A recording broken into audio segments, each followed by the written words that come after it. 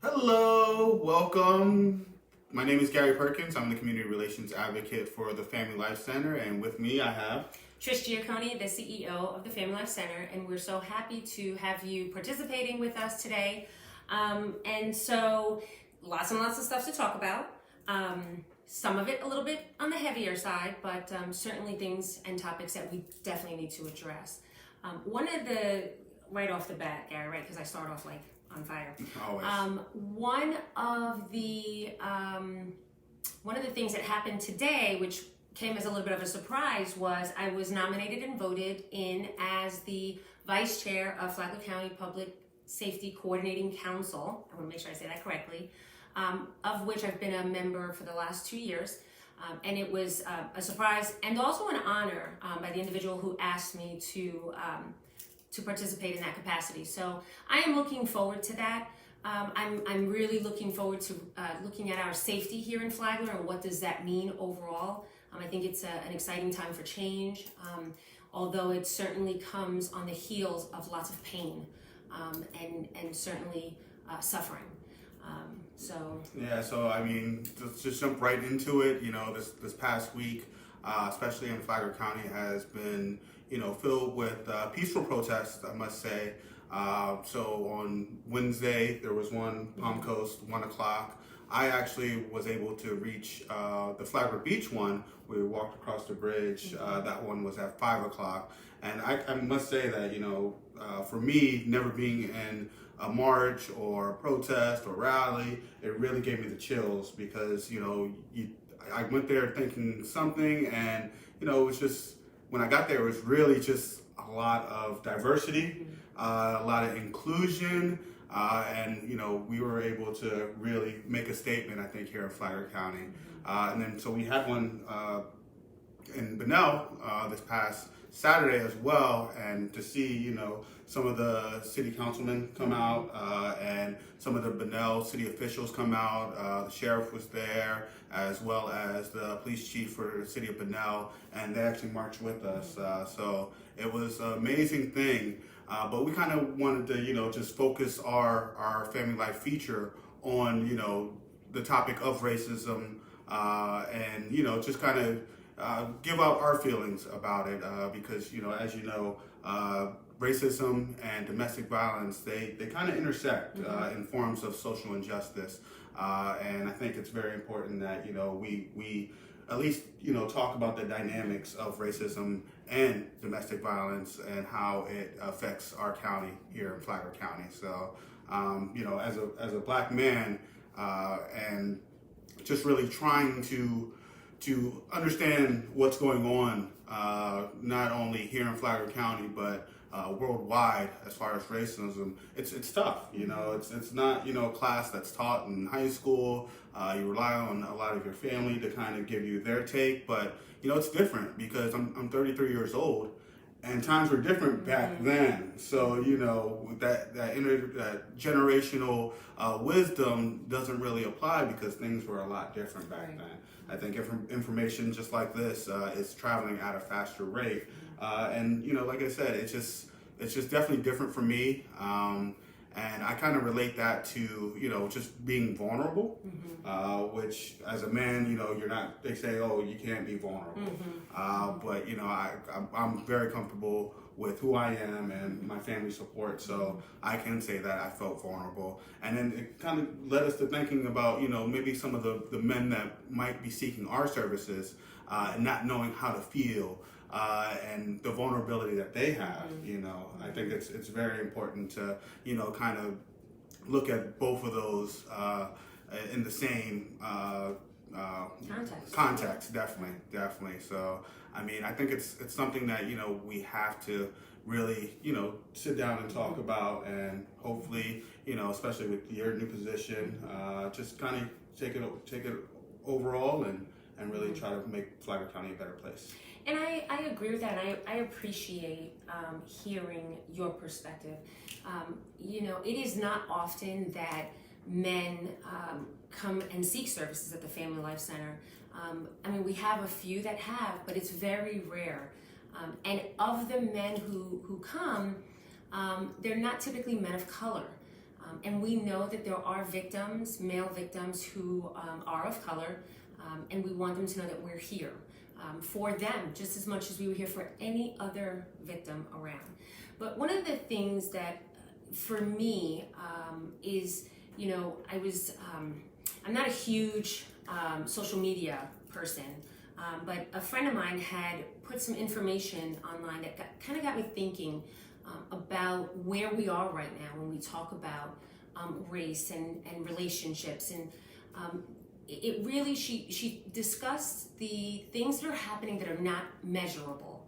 And one of the items that she had indicated was the self-reflection that's taking place by many of us, and having some hard conversations with people that we work with people in our homes, with our children, and just really breaking down the barrier, the stigma of talking about race and color and equality, and what does that look like, and then adding that contextual piece of domestic violence.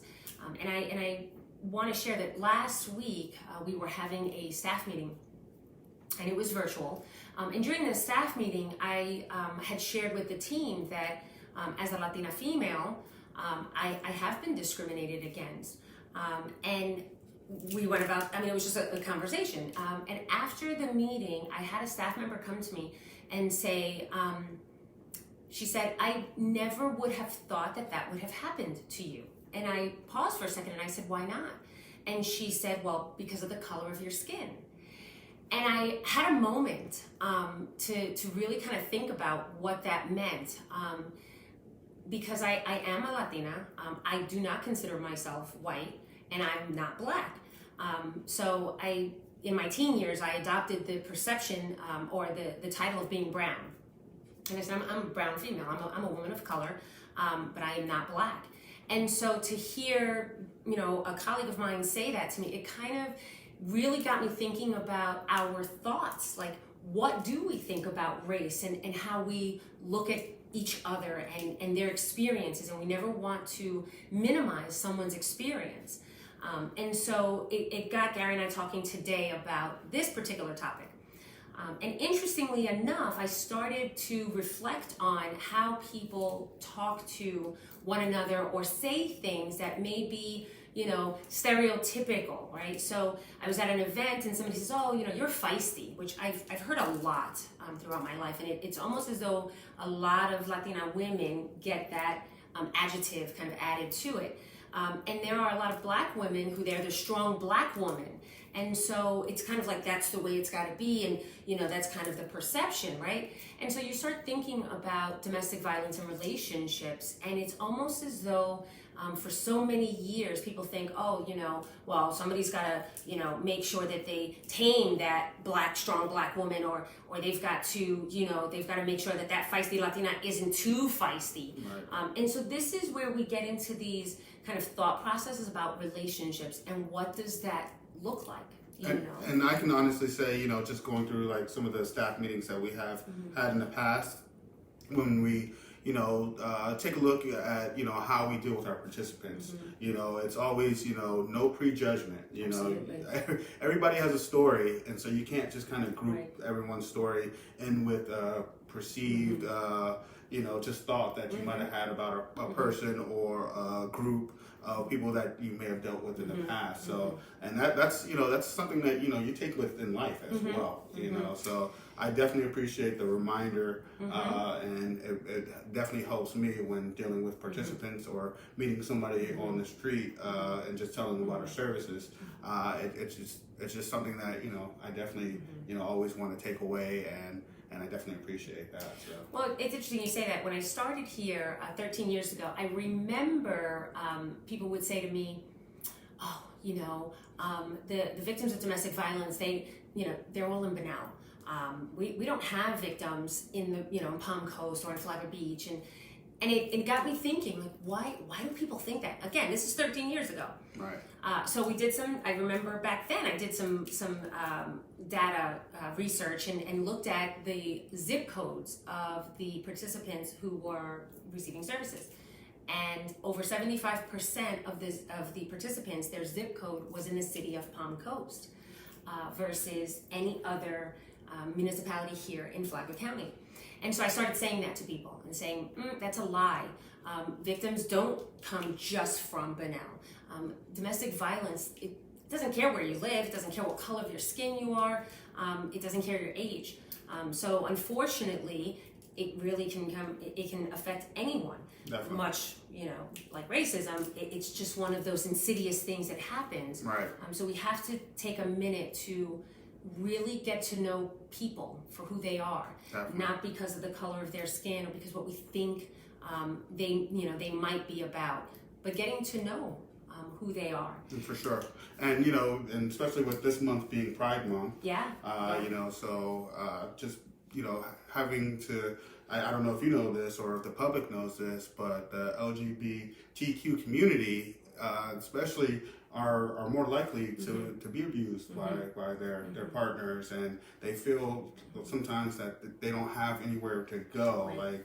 And I just want them to know that it's something that we understand, and your voice does matter. Our services are free and confidential to anyone that comes through and seeks them, and hopefully we can help and be just kind of that piece that support. I think it's very important that we definitely understand what it is that we're trying to do and so I look at Family Life Center as being an ally. We are Definitely. an LGBTQ ally. We are allies for equality.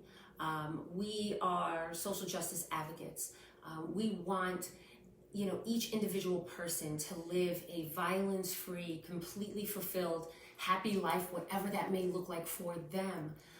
And for us here at the Family Life Center, it doesn't matter to us, sexual orientation, age, gender. It doesn't matter. If you are the victim of a domestic violence situation or sexual assault, you can always give us a call anytime.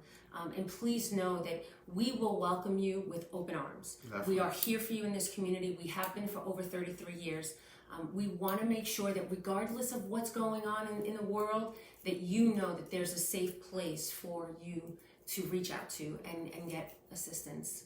And our emergency crisis helpline number is 386-437-3505.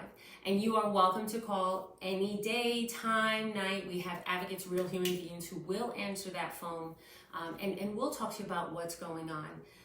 And really, again, our role is not to tell you what to do.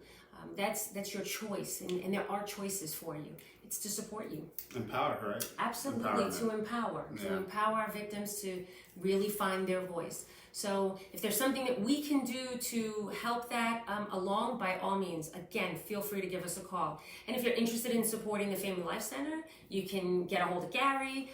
We're always looking for volunteers in some capacity. And see what else may be necessary. I do want to let the audience know also that we are still not taking donations. Again, we're looking at some alternative ways to do that. I get those questions all the time. I'm sorry, trust me.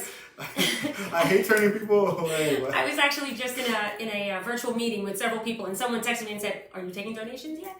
And so the answer is we are not at this point. We are trying to do that in the best, safest way for our team, as well as our community. I know that we are just starting with phase 2 of opening, and so we're just trying to be really thoughtful about how we do that.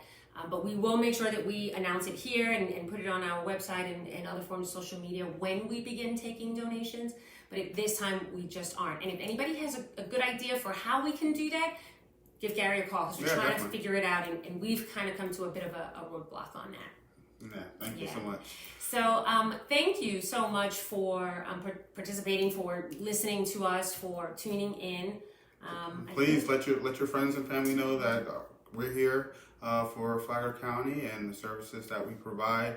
You can go on our website, www.familylifecenterflagler.org, and just find out a plethora of information. And, you know, I was the one that put the website together. So, you know, it's a lot of information, but if you ever have any questions, you feel free to get in touch with us. And I guess my final thought would be I challenge all of you to have the difficult conversations with your friends, your family, with your children, your grandchildren, not just about race, but to talk about domestic violence and healthy relationships and consent. It is critical that we begin to have these conversations with our young people sooner rather than later, so at some point we can break the cycle of domestic violence and sexual abuse. Thanks again, and have a great and safe week.